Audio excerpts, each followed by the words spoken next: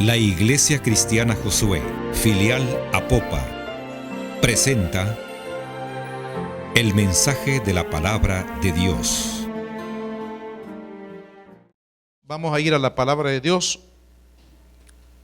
En Lucas 7 vamos a hablar de un tema muy importante para cada uno de nosotros como cristianos. Y el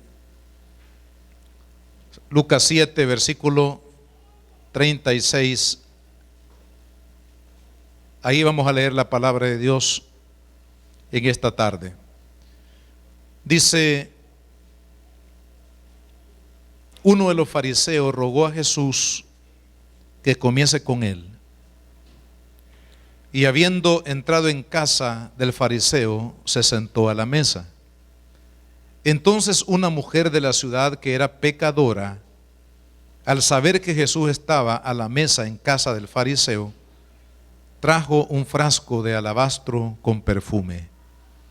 Y estando detrás de él a sus pies, llorando, comenzó a regar con lágrimas sus pies y los enjugaba con sus cabellos y besaba sus pies y los ungía con el perfume. Cuando vio esto el fariseo que le había convidado, dijo para sí: si fuera profeta, conocería quién y qué clase de mujer es la que le toca, que es pecadora. Entonces respondiendo Jesús, le dijo: Simón, una cosa tengo que decirte. Y él dijo: di, maestro. Un acreedor tenía 2 deudores. El uno le debía 500 denarios y el otro 50.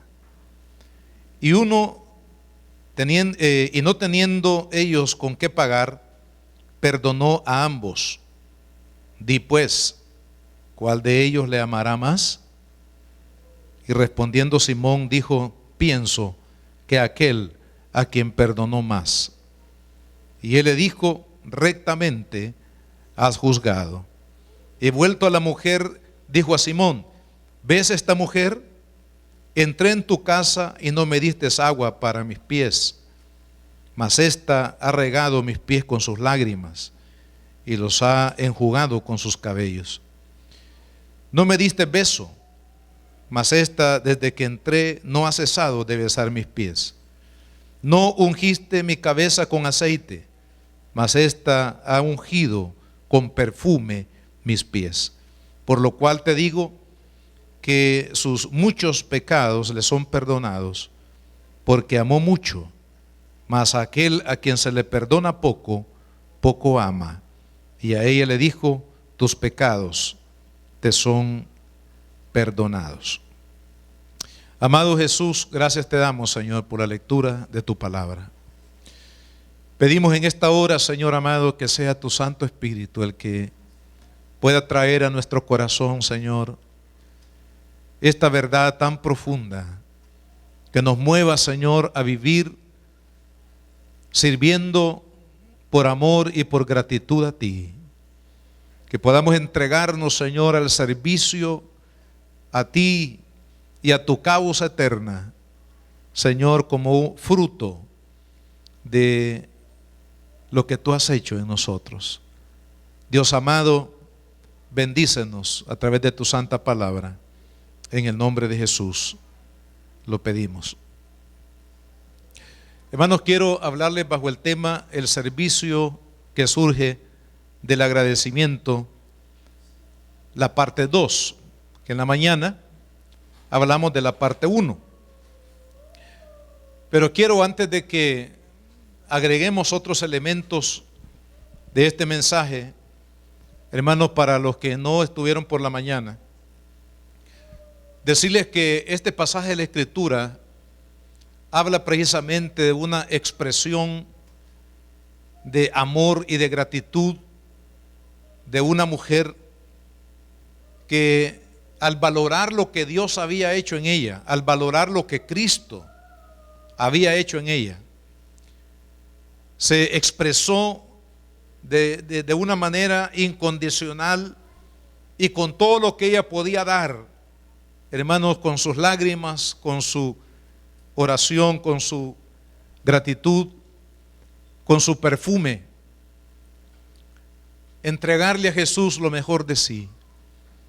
Yo creo que Dios espera de cada uno de nosotros, mis hermanos, hoy en día, que nosotros, valorando lo que Él ha hecho en nuestra vida, valorando lo que significa el perdón de nuestros pecados, lo que significa, hermanos, recibir la paz de Dios en nuestro corazón, recibir una herencia eterna, como es lo que Jesús ofreció, la vida eterna para todos aquellos que creyésemos en Él.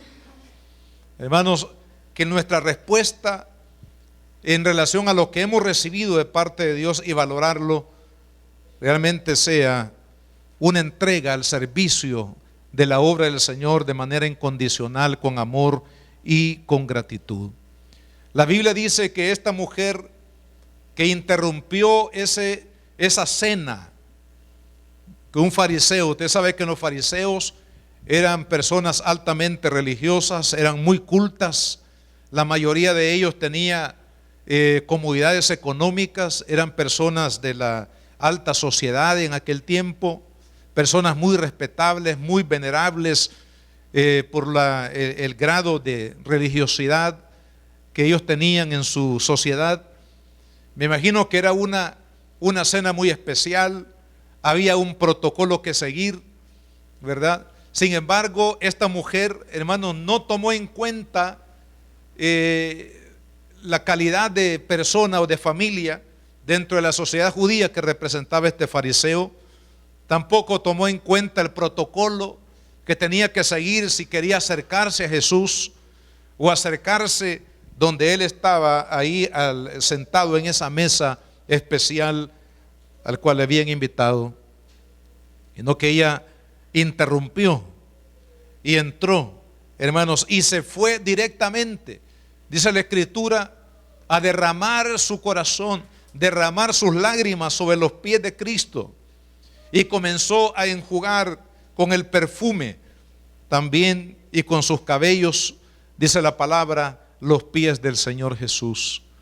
Y es que, hermanos, lo que sucedió en el corazón de esa mujer es que ella estaba cargada de gratitud, estaba cargada de amor a Cristo, porque ella había valorado lo que significó para ella el perdón de sus pecados y ser una hija de Dios y tener una herencia entre los santos de Dios, hermanos, en la eternidad. Y eso fue lo que realmente la movió a ella para derramar su corazón delante de Jesús.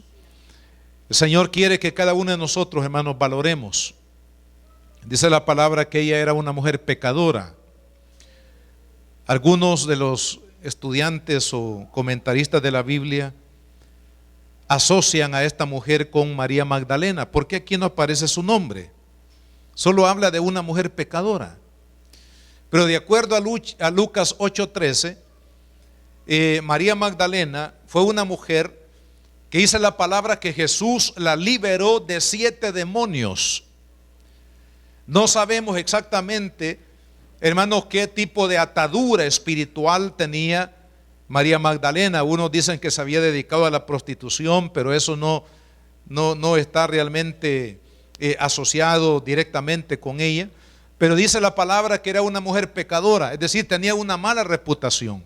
No sabemos que era por problemas de inmoralidad sexual o por asuntos de ocultismo o porque era una mujer violenta o porque había pues destruido su familia, no sabemos exactamente. Pero lo que sí dice la Biblia es que era una mujer de la cual Jesús le había liberado de 7 demonios.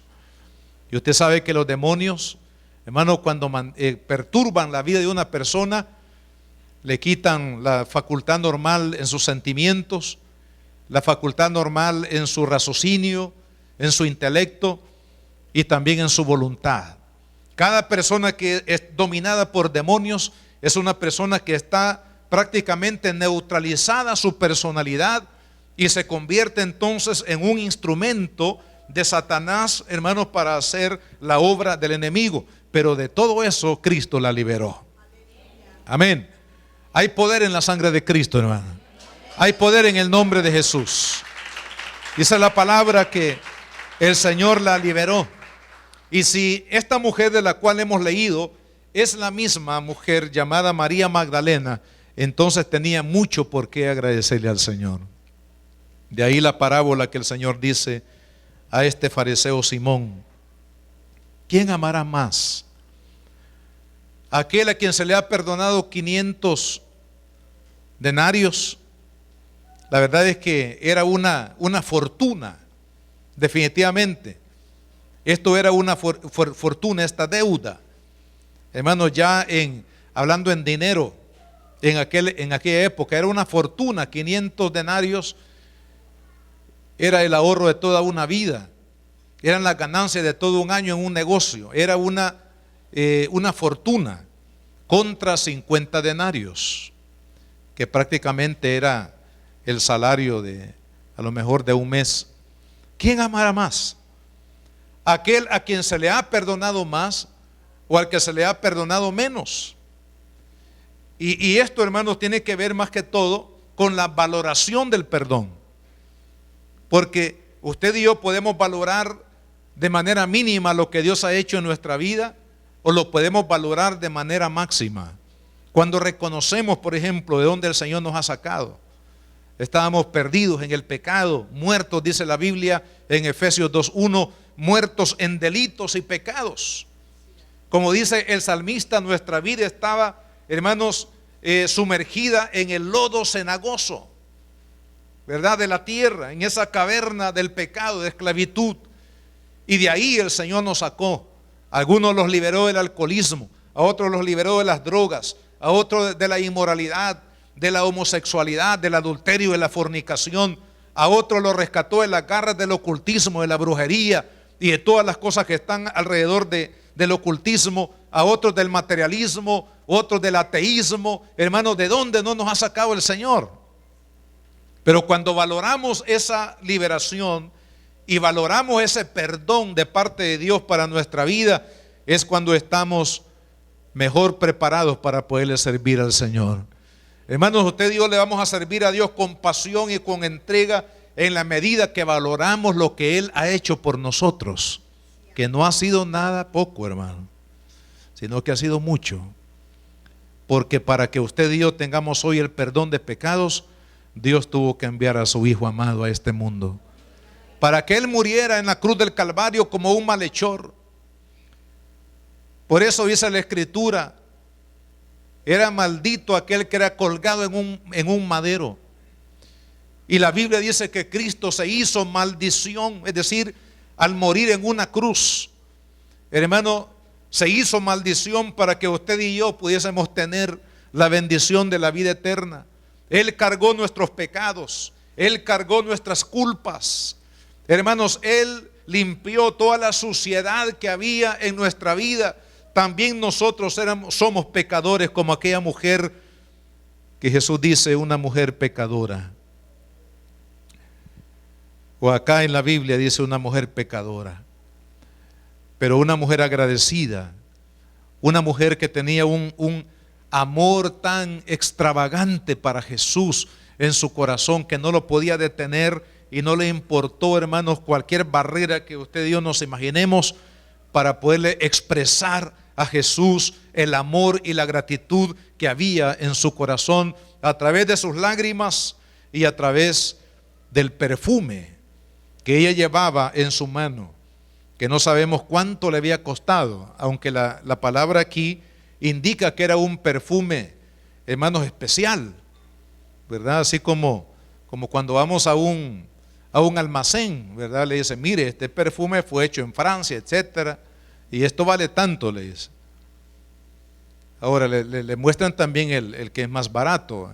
Le dicen, mire, esto es perfume 7 machos. Entonces, si usted puede comprar este que vale $5, o puede comprar este que vale $500. Esta mujer había comprado el de $500, hermano. Había comprado, algunos dicen, los comentaristas de la Biblia dicen que ella gastó todo lo que tenía para poder comprar ese perfume, porque ella quería honrar a Jesús, quería expresarle hermanos, de la máxima forma posible el amor y la gratitud que había en ella por el milagro, hermanos, del perdón y de la gracia de Dios que había sido derramada en su corazón por la obra de Cristo. Así que, hermanos, vendió todo lo que tenía para poder comprar el mejor perfume para expresarle a Jesús, hermanos, su amor y su gratitud. Y eso es lo que Dios espera de cada uno de nosotros, que nosotros podamos, hermanos, expresarle al Señor de la mejor manera posible nuestro amor y nuestra gratitud al Señor. Y quiero, hermanos, mencionar algunas formas cómo podemos expresar nuestro amor y nuestra gratitud al Señor por lo que Él ha hecho en nuestra vida. Primero, mencionábamos por la comunión. La comunión no es más que buscar espacios para estar a solas con Dios, en intimidad con Dios. La intimidad con Dios viene a través de la oración. Viene cuando usted y yo leemos la palabra. Viene cuando usted y yo ponemos atención y somos sensibles a la voz del Espíritu Santo. Porque Dios nos habla en la oración, Dios nos habla a través de la palabra y Dios nos habla a través de su Santo Espíritu, esa voz del Espíritu con la cual Dios nos habla internamente. Pero el que busca a Dios es porque le ama, hermano. Nadie que realmente no ame a Dios lo va a buscar.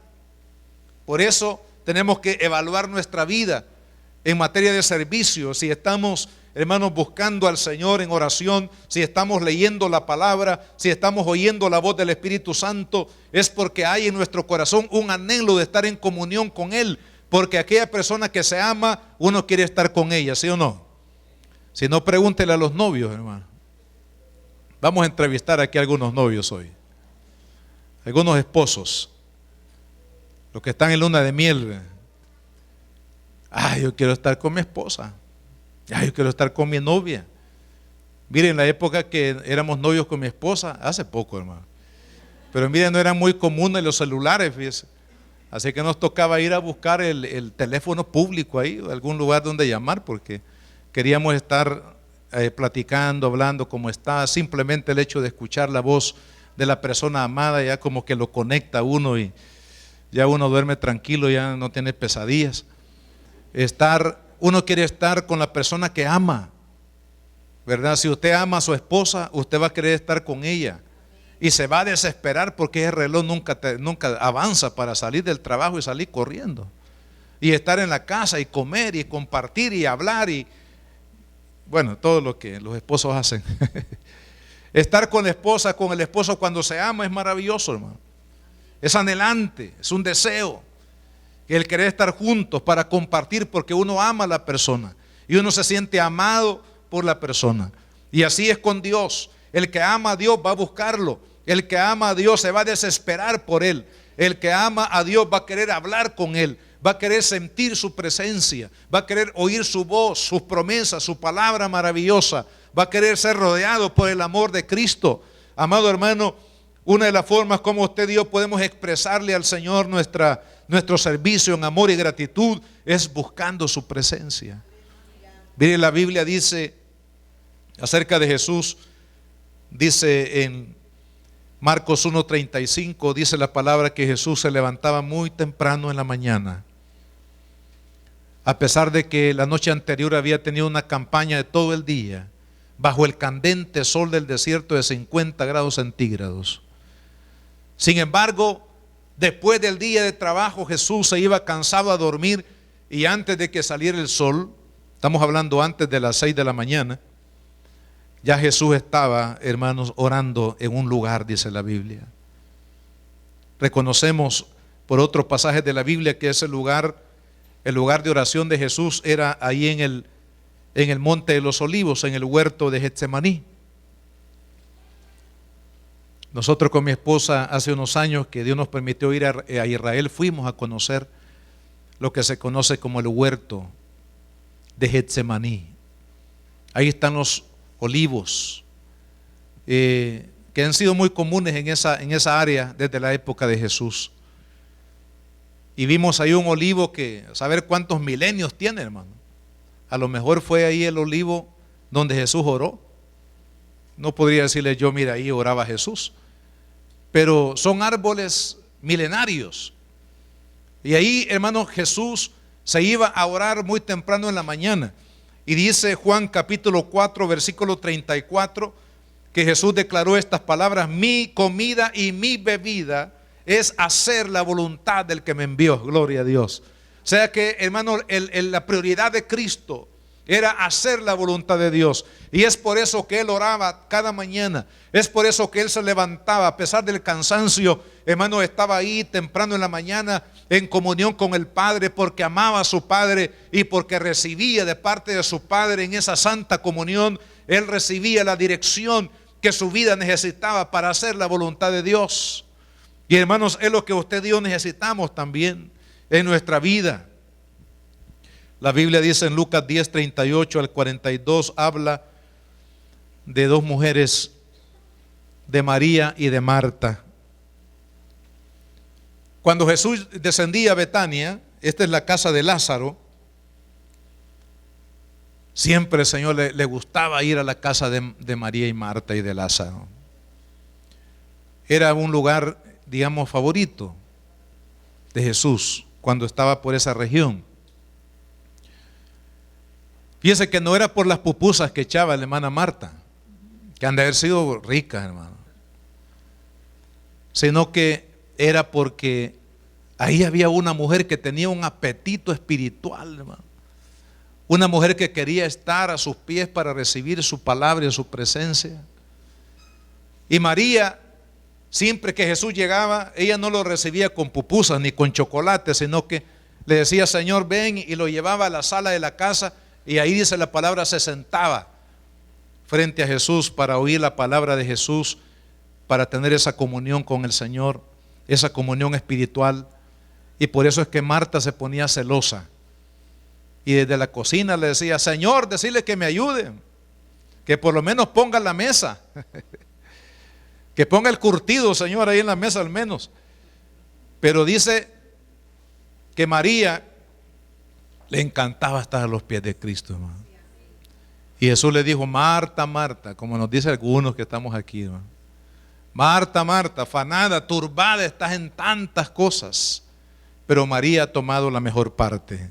Y sabe, hermano, la mejor parte es estar con el Señor.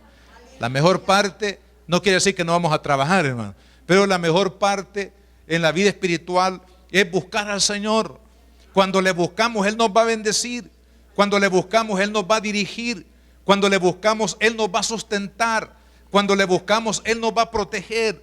Cuando le buscamos, Él nos va a dar la provisión que usted y yo necesitamos. Porque el Salmo 127 dice, hermanos, que si Jehová no edificare la casa, en vano trabajan los edificadores. En vano es que nos levantemos de madrugada y que vayamos tarde a reposar, porque a su amado dará Dios el sueño. Quiere decir que cuando buscamos al Señor, hermanos, Él se va a encargar de suplir todo lo que usted y yo necesitamos. Segundo, la segunda forma como expresamos nuestro servicio en amor y en gratitud al Señor es por el testimonio de Cristo en nosotros. Dice Hechos 1:8: recibiréis poder cuando haya venido sobre vosotros el Espíritu Santo, y me seréis testigos en Jerusalén, Judea, Samaria y hasta lo último de la tierra. Dios quiere que todos los que estamos aquí seamos sus testigos.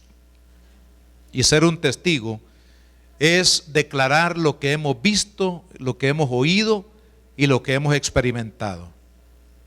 Usted no necesita, hermanos, aunque debemos estudiar lo que la iglesia ofrece, ¿verdad? Cursos del CCDL, cursos para maestros, para evangelismo, en los estudios bíblicos que se comparten en los hogares, las prédicas en la iglesia, el instituto bíblico, la escuela de obreros. Todo lo que podamos, hermanos, estudiar la palabra de Dios será beneficioso para nuestra vida. Pero usted y yo no necesariamente tenemos que cursar todas esas materias, hermanos, para ser testigos de Cristo. No, porque nosotros podemos contar lo que Jesús ha hecho en nuestra vida. ¿Recuerdan aquel endemoniado que fue liberado, conocido como el Gadareno? Cuando Dios lo liberó, Al día siguiente él había ya ido al barbero, hermano, ya se había cortado el pelo, la barba, ya no era aquel hombre que daba pavor, sino que ahora ya estaba bien rasurado, bien peinado, tenía la ropa limpia y todo estaba intacto, como que nunca había pasado nada en él, ya queriéndose unir a Cristo para ir a predicar con él la palabra. Y Jesús le dice: mejor ve a los tuyos y cuéntales cuán grandes cosas Dios ha hecho contigo, gloria al Señor.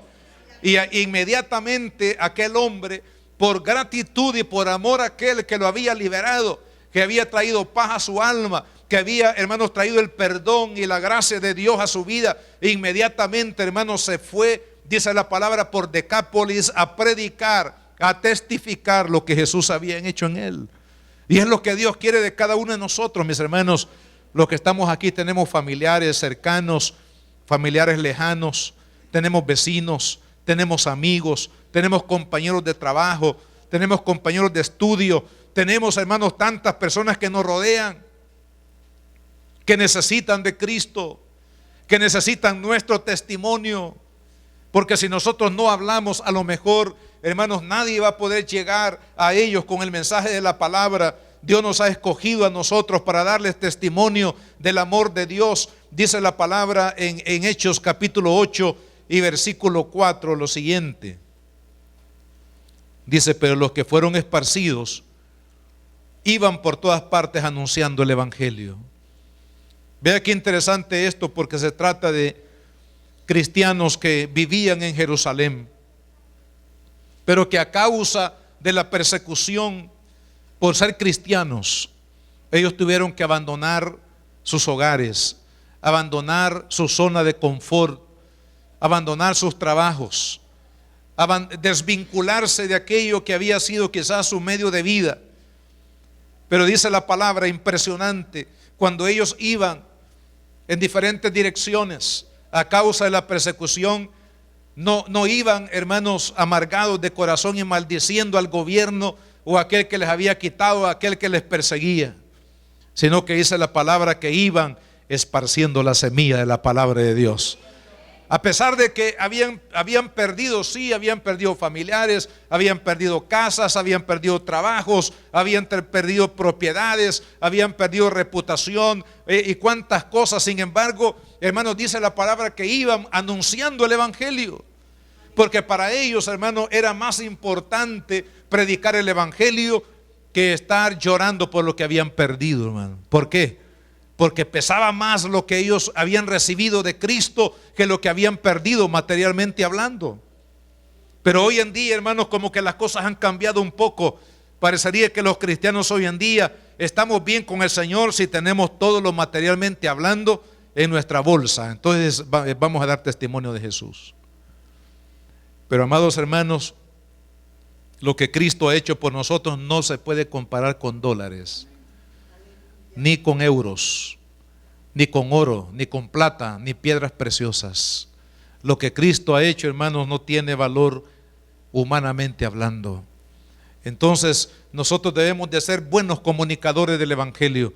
Sería una tragedia, hermanos, que el día que muramos y nos presentemos delante del Señor, el Señor nos dijera algo como esto: pasaste 25 años en la iglesia y nunca le anunciaste el evangelio de la salvación eterna de Dios a tu familia, a tus hijos, a tus padres, a tu cónyuge, a tu familia extendida, al que estaba al lado tuyo, a las personas que estaban alrededor nuestro.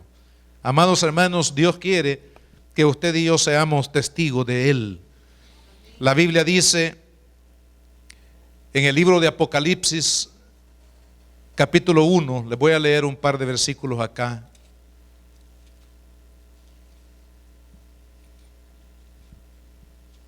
Apocalipsis 1:1 dice: la revelación de Jesucristo que Dios le dio para manifestar a sus siervos las cosas que deben de suceder pronto, y las declaró enviándolas por medio de su ángel a su siervo Juan. Versículo 2: que ha dado testimonio de la palabra de Dios y del testimonio de Jesucristo y de todas las cosas que ha visto. ¿A quién Dios le confió una revelación tan poderosa como la que se encuentra en el libro de Apocalipsis, hermano?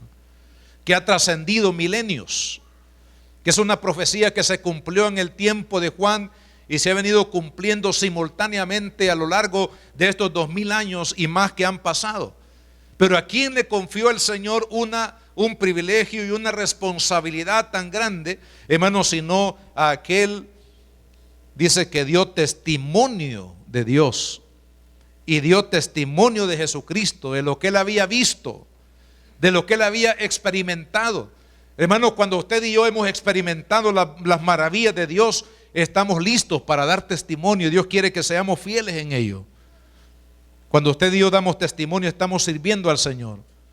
Por amor a Cristo vamos a ganar almas. Por amor a Cristo, no para engrandecer una iglesia, no para hacer grande, hermanos, una comunidad cristiana, sino que usted y yo estamos comprometidos a testificar y a ganar almas porque amamos a Jesús, porque estamos agradecidos con Él por lo que Él ha hecho en nuestra vida. Y ese es un motivo suficiente, hermanos, para volvernos en comunicadores de la palabra de Dios a todos aquellos que necesitan del amor del Señor. Y en el versículo 5 dice: y de Jesucristo, y aquí el modelo por excelencia, el testigo fiel. Mire, le llama a Cristo el testigo fiel. ¿Por qué?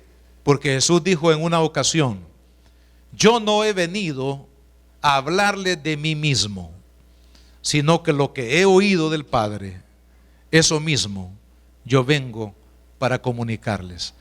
O sea, Jesús fue fiel testigo, porque todo lo que recibió del Padre, Él lo comunicó a cada uno de nosotros. El Señor no guardó ninguna de las palabras, ninguno de los mensajes, hermanos, que oyó del Padre. Él fue fiel en comunicarnos esa verdad. La misma venida de Cristo a este mundo, el haberse hecho carne, hermanos amados, dice: y aquel verbo se hizo carne y vimos su gloria como la gloria del unigénito del Padre, tan lleno de gracia y de verdad. A Dios nunca, nadie le vio jamás, pero el Hijo, dice, ha comunicado lo que ha oído del Padre. Entonces Cristo fue fiel testigo, hermanos, a nosotros de todo lo que recibió del Padre. Y eso es lo que nosotros debemos de hacer, es lo que Dios quiere que hagamos. Que todo lo que usted y yo hemos experimentado, hemos sido perdonados por Cristo. Hemos recibido el perdón de nuestros pecados, hermanos. Hemos recibido la paz de Dios en nuestro corazón. Hemos recibido vida eterna. Tenemos asegurado, hermanos, la eternidad con Cristo. Hemos recibido milagros. ¿Cuántos han recibido algún milagro del Señor? ¿Cuántos han sido sanados? ¿Cuántos han sido, hermanos, fortalecidos? ¿Cuántos hemos recibido, hermanos, sanidad? ¿Cuántos hemos sido fortalecidos? ¿Cuántos hemos sido guardados por la mano del Señor? Hermano, cada día, creo yo, suceden milagros. Algunos no nos damos cuenta de ello.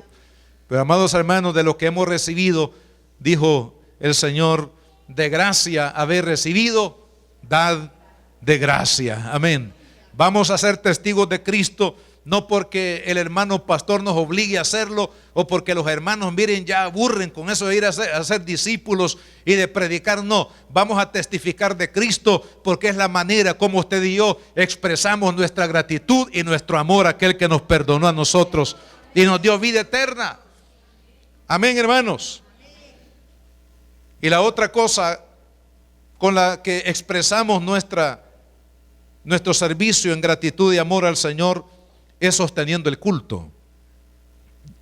Decíamos que el sostén del culto en el Antiguo Testamento, fíjese cómo viene todo esto, cómo Dios fue revelando cada una de estas cosas. Cuando Dios sacó a Israel de Egipto, dice que lo sacó con mano poderosa y le dio este mensaje a Aarón y a Moisés: dile a Faraón que deje ir a mi pueblo para que mi pueblo me sirva y me rinda culto en el desierto.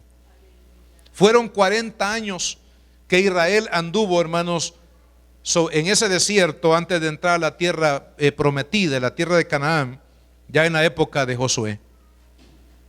Fueron 40 años que Israel le rindió culto a Dios en el desierto. Entonces, de las tribus que salieron, de Jacob o de Israel, que eran 12 tribus, Dios apartó una tribu, la tribu de Leví. A esta tribu, o a esta familia de las 12 familias que salieron de los lomos de Israel, Dios la consagró para que esta tribu, esta familia de Leví, se convirtieran en los administradores del culto a Dios. Para Dios era tan importante, hermanos, la administración del culto, que apartó a una de estas familias completamente para dedicarlas a los oficios de la administración, hermanos, del culto al Señor.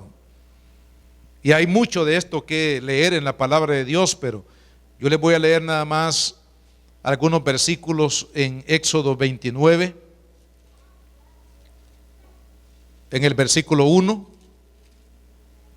dice: esto es lo que harás para consagrarlos, para que sean mis sacerdotes. Toma un becerro de la vacada y 2 carneros sin defecto. Y luego ahí da las indicaciones, todo el capítulo, usted léalo por favor.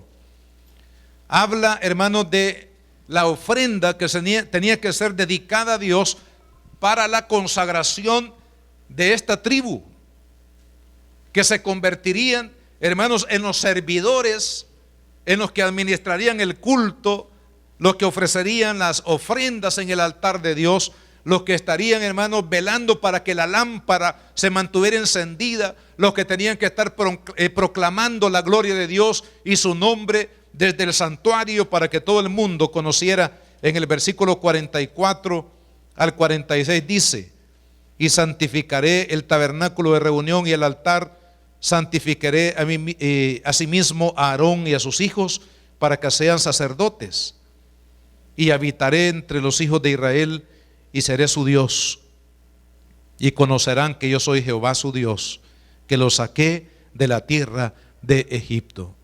O sea que el propósito, hermanos, de esta tribu con los oficios del culto a Dios era mantener en memoria permanente que había un solo Dios, creador de los cielos y de la tierra, y que era el Dios, hermano, salvador, el Dios redentor de la humanidad. Y el trabajo de los levitas era mantener esa verdad en alto. Por eso celebraban culto todo el día, hermano. Las 24 horas del día había fuego en el altar de Dios. Mañana, tarde y noche habían sacrificios que se quemaban en la presencia de Dios. Y usted dirá, ¿qué propósito tenía todo eso? El propósito era mantener en alto, hermanos, el nombre de Jehová en medio de Israel, para que todas las naciones conocieran que solamente Él es Dios verdadero y que lo demás son inventos humanos. Los ídolos son inventos humanos, son ideas de hombres, pero hay un solo Dios, dice la palabra, y un solo mediador, Jesucristo, el Hijo de Dios. Hermanos, y esa verdad tenía que ser levantada por Israel durante generaciones, y para eso Dios llamó a toda una tribu para que se dedicaran a administrar el culto a Dios. Ahora, para sostener ese culto, Dios le pidió al pueblo, dentro de las leyes que encontramos en el Decálogo y en las leyes que recibió Moisés en el Sinaí, el pueblo debía traer las ofrendas a Dios y los diezmos a Dios para el sostén del culto. Más adelante vemos, y por el tiempo, hermanos, no lo podemos detallar acá, pero aquí mismo, si usted lee, por ejemplo, en Éxodo 35, en Éxodo 36, usted va a notar que cuando el Señor demandó de Israel que cada uno de ellos participara en el sostén del culto, dice la palabra que todos voluntariamente trajeron de lo que tenían para que se edificara el primer templo. El primer templo fue el tabernáculo de reunión en el desierto. Dice la palabra que todos trajeron de sus bienes para que se construyera el templo. Y era tan generoso el pueblo, hermanos, que Moisés un día, cuando vio la bodega donde estaban acumulando todos los implementos que se iban a utilizar para construir el templo, les dijo, por favor ya no traigan, porque ya hay suficiente para elaborar el templo, para levantar el templo. Y él mismo suspendió que ya la gente ya no trajera, porque ya había suficiente material para construir el templo. Había una generosidad de este pueblo. ¿Por qué? Porque ellos habían entendido la importancia que tiene el culto a Dios. Amado hermano, a mí me preocupa mucho y también, hermanos, me duele y hasta me enoja, ¿por qué no decirle? Cuando un hermano viene a la iglesia y dice, mire, hoy no me gustó el culto. Si es que el culto no es para usted ni para mí, hermano. El culto es para Dios. Todo lo que hacemos aquí es para la gloria de Dios. No es para agradar al hermano que está a nuestro lado. Bueno, si Dios lo toca, gloria a Dios por ello. Pero el culto, hermanos, la alabanza, la oración, la adoración, las ofrendas, el oír la palabra con fe, todo esto, hermanos, lo hacemos para la gloria del Señor. Cada culto, definitivamente, hermanos, cada culto tiene que ser un homenaje a Cristo. Hermanos, cada culto tiene que ser un homenaje al Hijo de Dios, un homenaje a aquel que hizo los cielos y la tierra. Cada culto debe de exaltar al Señor, no exaltar al pastor, al diácono, al hermano, a la hermana, no. Hermano, no exaltar los valores humanos, sino exaltar la gloria de Cristo. Ese es nuestro privilegio, esa es nuestra responsabilidad. Y el día que la iglesia, amado hermano, no pierda de vista el propósito, que el culto es para Dios y para exaltar a Dios y para mantener en alto la verdad que solamente hay un Dios y un mediador llamado Jesucristo, que la iglesia mejor se convierta, hermanos, en cualquier otra cosa menos en iglesia. Porque el propósito, hermanos, de la iglesia es exaltar al Señor, es glorificar a Dios. Los pastores somos temporales, hermano. Cualquier día nos vamos con Cristo y otro va a tomar nuestro lugar, amado hermano, pero el reino de Dios permanece, gloria a Dios. Y el Dios vivo permanece por los siglos de los siglos. La gloria de Cristo es la que tiene que ser exaltada por la iglesia del Señor. Pero Dios demandó del pueblo que participaran sosteniendo el culto, hermano. Y cuando Israel, mire, después de la cautividad de Babilonia, que fueron 70 años, un tiempo muy largo, vinieron para reconstruir el templo. Pero resulta que ahí, hermanos, hubo uno de los peligros que usted y yo debemos de guardar en nuestro corazón. Porque el materialismo nos puede desviar del propósito de rendirle culto a Dios como una prioridad en nuestra vida. El materialismo adormece el espíritu. El materialismo extravía el espíritu del hombre en cuanto a su responsabilidad de rendirle culto a Dios. De tal manera que uno de los profetas, bueno, hubieron dos profetas en la época de la reconstrucción del templo. Uno de ellos fue Ageo y el otro fue Malaquías. Los mensajes de estos dos siervos son mensajes muy fuertes, pero había una razón muy significativa, hermano, que Ageo en el capítulo 1 de su profecía lo señala, y lo vamos a leer aquí. Ageo 1 versículo 4 dice: es para vosotros tiempo, para vosotros, de habitar en vuestras casas artesonadas y la casa de Jehová está desierta. Pues así ha dicho Jehová de los ejércitos: meditad bien sobre vuestros caminos. ¿Qué es lo que vemos aquí? Lo que Dios está señalando a través del profeta es que la casa, el culto a Dios estaba abandonado, hermano. Pero lo habían abandonado porque cada uno estaba, dice, artesonando su casa, hermano. O sea, estaban centrados en su propio palacio personal. Estaban ocupados construyendo, hermano, su propia casa. Y eso no es que esto no sea bueno o sea contrario a la voluntad de Dios. Dios quiere que usted y yo tenga su casita. ¿Sí o no, hermanos? Dios quiere que usted y yo tengamos un trabajo, que tengamos una provisión para llevar a la casa. Todo eso está dentro de la voluntad de Dios. Pero el problema con ellos era que habían desviado el objetivo uno, la prioridad uno de su vida, que era rendirle culto a Dios, por dedicarse a su propio beneficio personal.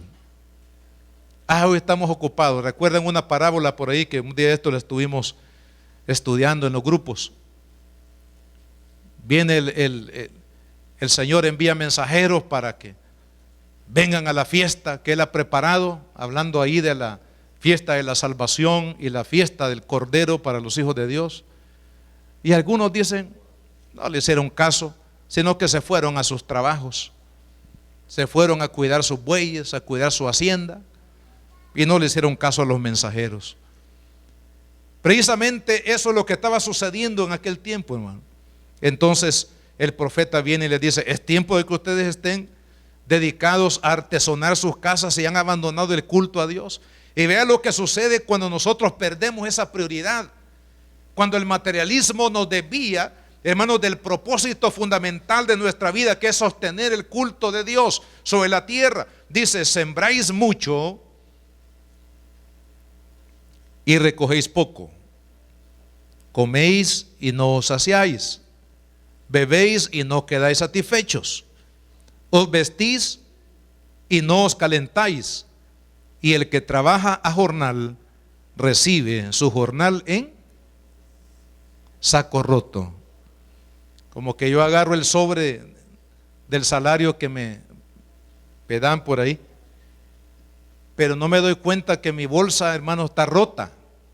Así que cuando me pongo el sobre aquí del salario, se sale por abajo. Y de repente me toco la bolsa y no tengo nada, hermano, porque está en saco roto. Quiere decir, ¿qué quiere decir eso, hermano? Quiere decir de que no hay prosperidad, no hay sustento, hay miseria. Y en algunos casos, hermano, miseria, pobreza, como le llaman los estudiosos de la cultura, de la sociedad, le llaman, ¿verdad?, una miseria extrema, una pobreza extrema, que no se tiene ni para comer, no se tiene para nada. ¿Pero por qué? Algunas veces decimos, no, es que no he tenido oportunidades, nunca me educaron, no he tenido un buen trabajo, el gobierno todo se lo roba, y comenzamos a echarle las culpas a medio mundo, hermanos, y hacer esto y lo otro. Pero Dios dice aquí en su palabra que cuando usted y yo no nos ocupamos del culto a Dios, vamos a tener, hermanos, nos va a hacer falta todo. Todo lo que usted pueda adquirir para su vida se irá en saco roto. ¿Por qué? Porque cuando equivocamos, hermanos, las prioridades de Dios, nos va a ir mal. Jesús dijo, buscad primeramente el reino de Dios y su justicia, y todas las demás cosas serán añadidas. Israel obedeció en esta parte y trajeron de voluntario corazón, hermanos, todo lo que necesitaba para que Moisés edificara el templo a Dios y rendirle culto al Señor. Y ese templo duró 40 largos años mientras Israel peregrinaba en el desierto. Nunca, hermanos, hizo falta el fuego de Dios en el altar. Nunca hizo falta una ofrenda en el altar. ¿Por qué? Porque Israel en este tiempo fue generoso para poder darle a Dios lo que Dios le había pedido. Y hermanos, es lo que Dios está buscando de cada uno de nosotros.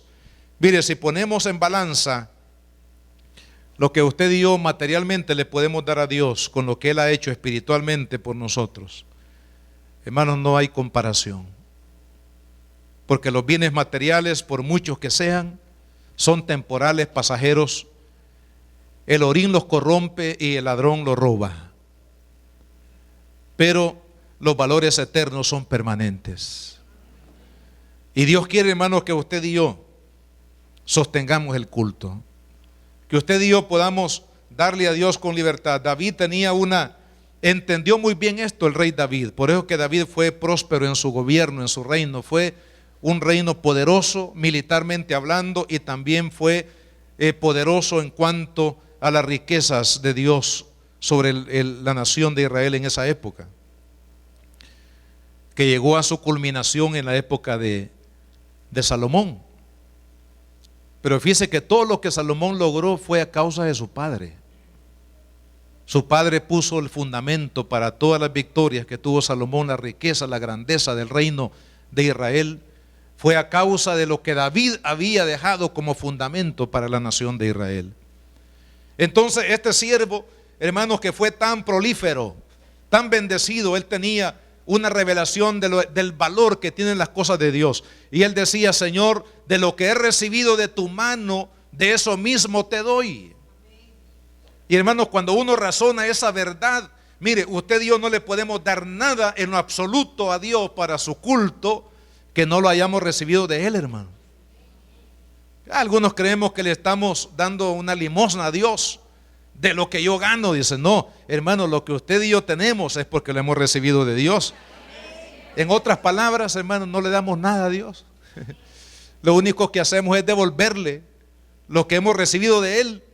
Se lo estamos devolviendo, hermano. Y eso es lo que David entendió: Señor, de lo que he recibido de tu mano, de eso mismo te doy. Porque él reconocía que todo lo que tenía, hermanos, venía de la mano de Dios. Y es lo que nosotros tenemos también que practicar en nuestra vida cristiana.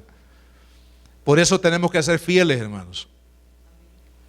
Fieles en sostener el culto, fieles en las ofrendas, fieles en los diezmos. No desvíe los diezmos para otras cosas, hermanos. Ese es un gran error. Uno cree que está jugándole a Dios la vuelta, pero no. Amados hermanos, a Dios no se le puede engañar, ni se pueden hacer juegos con Dios. No se pueden hacer trueques con Dios, hermano. Dios es fiel, Dios es justo, Dios es santo, Dios es puro, Dios es bueno, es maravilloso, hermano. Y cuando usted y yo caminamos en su verdad, Él nos va a colmar de sus bendiciones. Su gracia, la fidelidad de un cristiano en sostener el culto no es un beneficio, hermanos, para Dios, ni para la iglesia, ni para los pastores, ni para cualquier persona, no. Hermanos, no podemos nosotros hacer un corte, ¿verdad?, parejo con todos los líderes, porque hay algunos que han administrado mal y van tras las riquezas materiales en algún momento de la historia. No podemos decir todos los pastores y todas las iglesias son lo mismo. Amado hermano, Dios va a demandar de cada uno de nosotros nuestra fidelidad, ya sea fidelidad personal como hijo de Dios, como fidelidad a un pastor a quien le dio el Señor la responsabilidad de dirigir una iglesia. Viene el día cuando vamos a darle cuentas a Dios de todo lo que Él nos dio. Pero es importante que cada uno de nosotros en lo personal podamos decir: Señor, gracias por haberme dado el privilegio de haberte servido, de haber, Señor, contribuido con mi vida, con mi tiempo, con mi trabajo, con lo que tú me diste de la economía, Señor, para sostener el culto, para que aquellos que están lejos y los que están cerca oyeran que tú eres el Dios Salvador, el que perdona los pecados y el que da vida eterna, hermano. La iglesia para eso vive, la iglesia para eso se sostiene, para que comuniquemos el evangelio de Jesús a las naciones, hermanos, de la tierra. Y Dios quiere que usted y yo hagamos esa labor. No busquemos excusas, hermano, porque cuando no se quiere hacer algo, las excusas sobran. Cuando uno no quiere dar, uno da miles de excusas y hasta comete, digamos, pecados con lo que dice uno, por tratar de justificar algo que uno no quiere hacer. Y en materia de darle al Señor no hay excusa, hermano. Un día me dijo un hermano: mire, pero fíjese que en el Nuevo Testamento los diezmos, dice, no aparecen, ya eso era para el antiguo pacto. Y yo le dije: mire, lea Mateo 23, 23, 1, es decir, Mateo 23, 23, en primer lugar. Segundo, le dije: lea la segunda carta a los Corintios, capítulo 8, 9. Y va a resultar que en el Nuevo Testamento hay una regla mayor que la regla de los diezmos. Y la regla mayor es darle a Dios de manera generosa todo lo que usted y yo podemos darle a Dios sin límite alguno. Y entonces, no sé qué habrá pensado el hermano, porque ya nunca me volvió a buscar. Pero amado hermano, a veces uno dice, con darle los diezmos al Señor, ya uno se siente como un gran campeón en materia de dar, ¿verdad? Pero resulta que hay una ley superior, que es la ley de darle a Dios sin medida. Es darle a Dios con la generosidad del corazón. Y ahí no hay límite, no hay porcentaje. Es más, dice la Biblia que Jesucristo, siendo rico, se hizo pobre para que a través de su pobreza usted y yo fuésemos enriquecidos. Entonces, amado hermano, sirvámosle al Señor. Esta mujer no escatimó lágrimas, no escatimó adoración, no escatimó ofrenda alguna, derramó el perfume. Aunque Judas por ahí a lo mejor habrá dicho: es una gran pérdida, qué lástima que este perfume tan caro se haya derramado aquí, se haya perdido esos denarios, se haya perdido esa cantidad de dinero que costaba el perfume, porque así era Judas, hermano. Pero ella lo hizo para demostrarle a Jesús cuánto le amaba y para demostrarle a Jesús cuánta gratitud hay en el corazón. Y es lo que Dios está buscando de cada uno de nosotros, hermano, que nosotros podamos expresarle a Jesús lo más grande de nuestro corazón, nuestro amor y nuestra gratitud, sirviéndole de todo corazón. No le sirvamos a Dios, hermano, por compromiso ni porque el hermano le está machacando ahí, no. Sirvámosle a Dios por amor, hermano.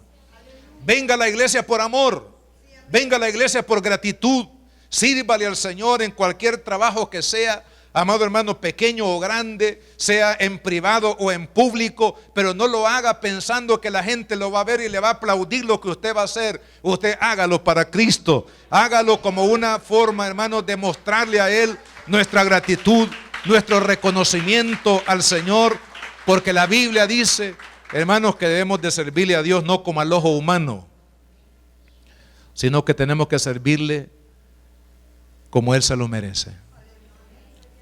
Oremos. Padre, gracias te damos en esta hora, Señor. Te alabamos y te bendecimos, Cordero de Dios. Gracias por tu bondad y tu misericordia, Padre. Gracias porque tú has sido bueno, Señor. Eres bueno, seguirás siendo bueno. Señor, y lo que nosotros podamos hacer siempre será pequeñísimo ante lo que tú has hecho por nosotros. Oh Padre, razón tenía esta mujer, porque había valorado tu perdón de tal manera que no escatimó lágrimas, no escatimó perfume, no escatimó nada, ni la vergüenza de haber entrado sin permiso a esa casa para derramar su corazón delante de ti en alabanza, en gratitud, en amor. Oh Señor Jesús, te pido que esta iglesia, Padre, aprendamos a servir de esa manera. Señor, que no sirvamos, Padre, porque nos obligan a hacerlo. Que no sirvamos, oh Dios, para ganar reconocimiento de la gente. Que no sirvamos por beneficios personales, sino que estemos dispuestos a servir porque te amamos, Jesús, porque hay gratitud.